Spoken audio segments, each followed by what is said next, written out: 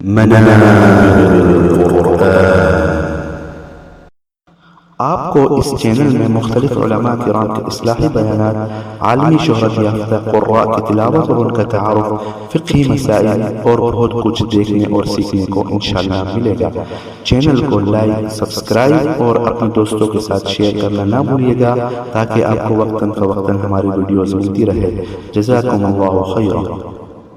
بسم اللہ الرحمن الرحیم۔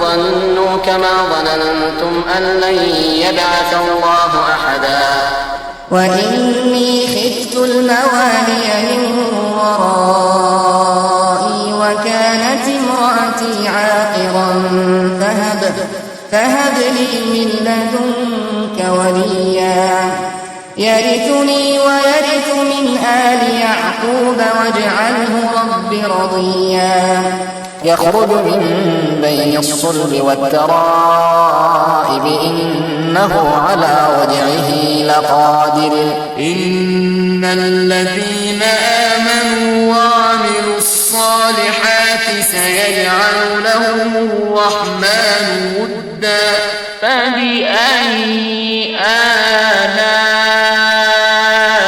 ربكما تكذبان أصوات من ذهب۔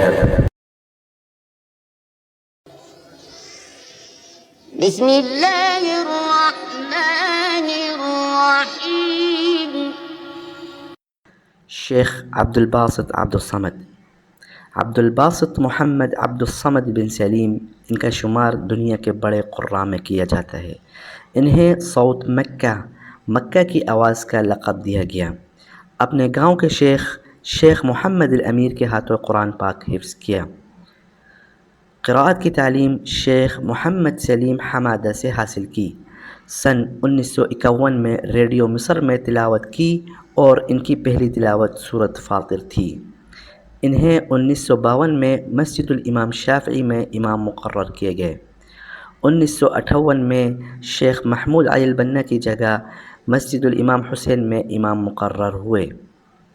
انہوں نے عرب اور اسلامی ممالک میں مجود قرآن اور تلاوت قرآن کے علاوہ ریڈیو پر ریکارڈنگ کا ذخیرہ چھوڑا۔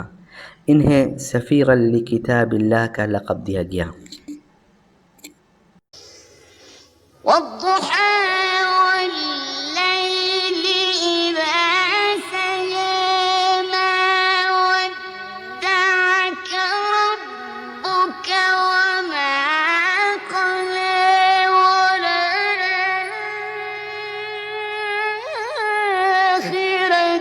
خير لك من الأولى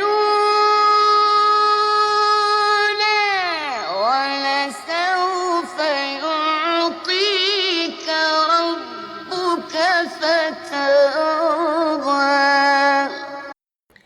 قاری شیخ عبدالباسط محمد عبدالصمد سن 1927 میں المراعظہ گاؤں میں پیدا ہوئے، جو کہ جنوبی صعید مصر میں واقع ہے۔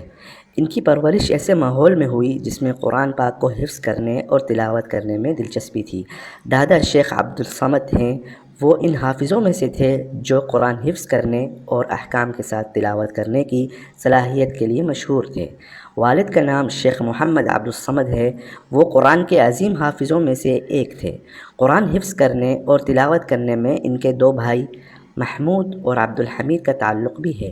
وہ جب قرآن حفظ کر رہے تھے اور ان کے چھوٹے بھائی عبدالباسط جب وہ 6 سال کے تھے ان کے ساتھ شامل ہوئے۔ ہونہار بچے عبدالباسط سے شیخ محمد الامیر کی شاگردی میں شمولیت اختیار کی اور ان کے شیخ نے اس کا بہت اچھا استقبال کیا کیونکہ ان کے پاس وہ تمام قرآنی قابلیت موجود تھی۔ شیخ نے اپنے ہونہار طالب علم کو نوٹ کیا کہ وہ بہت سی قابلیت اور ذہانت سے ممتاز ہیں، جس کی نمائندگی اس نے قرآن سے سیکھی ہوئی چیزوں کو جذب کرنے میں، اس کی رفتار، اس کی توجہ کی شدت اور جذبے اور محبت کے ساتھ اپنے شیخ سے پیروی کرنے کی خواہش سے کی ہے۔ الفاظ کی ابتدا، رکنے اور آغاز کو کنٹرول کرنے کی درستگی اور آواز کی مٹھاس جو کانوں کو سننے پر مجبور کرتی تھی۔ شیخ عبدالباسط اپنی یادداشتوں میں کہتے ہیں، میری عمر 10 سال تھی، اس دوران میں نے حفظ قرآن مکمل کیا، جو میری زبان پر بہتے دریا کی طرح بہتا تھا۔ میرے والد ٹرانسپورٹیشن کی وزارت میں ملازم تھے اور میرے دادا ایک عالم تھے، اس لیے میں نے ان سے قرأت سیکھنے کو کہا تو انہوں نے مجھے مشورہ دیا کہ مصر کے شہر طنطا جا کر علوم قرآن سیکھو، شیخ محمد سلیم کے پاس۔ لیکن جنوب مصر کے شہر سعید اور طنطا کے درمیان فاصلہ بہت دور تھا، لیکن معاملہ میرے مستقبل سے متعلق تھا، جس کی وجہ سے مجھے سفر کرنے کے لیے تیار ہونا تھا، اور طنطا جانے سے ایک دن ہی پہلے ہمیں شیخ محمد سلیم کے ہمارے شہر آمد کے بارے میں معلوم ہوا۔ وہ یہاں شہر کے مدرسے میں بطور استاد پڑھانے کے لیے آ رہے تھے۔ شہر کے لوگوں نے انہیں خیر مقدم کیا اور انہیں خوش آمدید کہا، کیونکہ وہ ان صلاحیتوں کو جانتے تھے، کیونکہ وہ اہل علم اور اہل قرآن میں سے تھے، اور گویا تقدیر اس شخص کو صحیح وقت پر ہمارے پاس لے آئی۔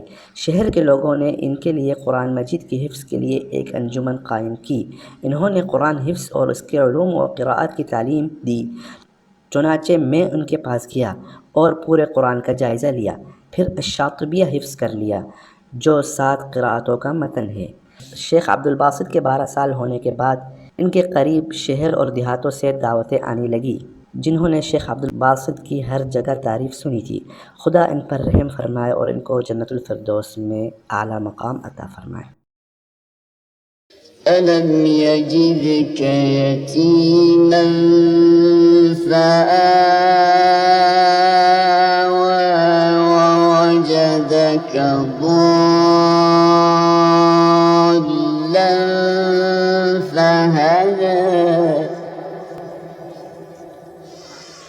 وَوَجَدَكَ ضَالًّا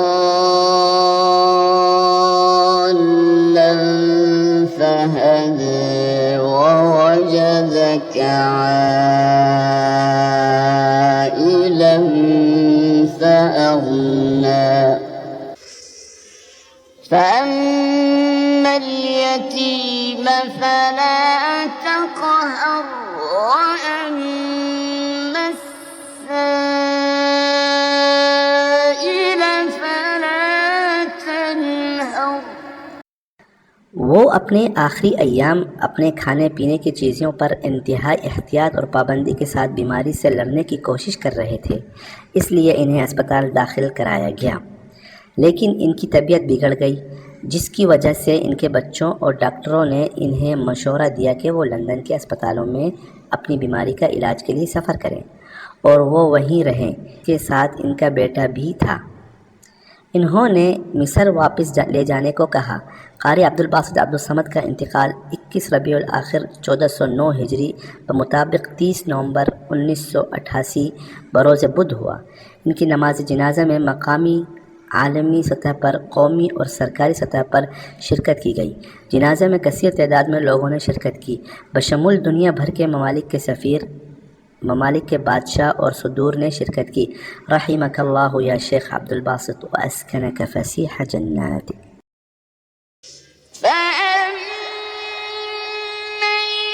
الْيَتِيمَ فَلَا تَقْهَرْ وَأَمَّا السَّائِلَ فَلَا تَنْهَرْ وَأَمَّا بِنِعْمَةِ رَبِّكَ فَحَدِّثْ فَلَمْ نَشْرَحْ لَكَ صَدْرَكَ فَأَمَّا الْيَتِيمَ فَلَا تَقْهَرْ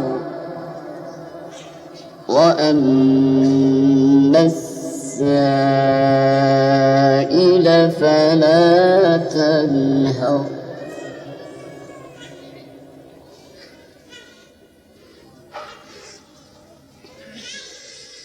وَأَمَّا بِنِعْمَةِ رَبِّكَ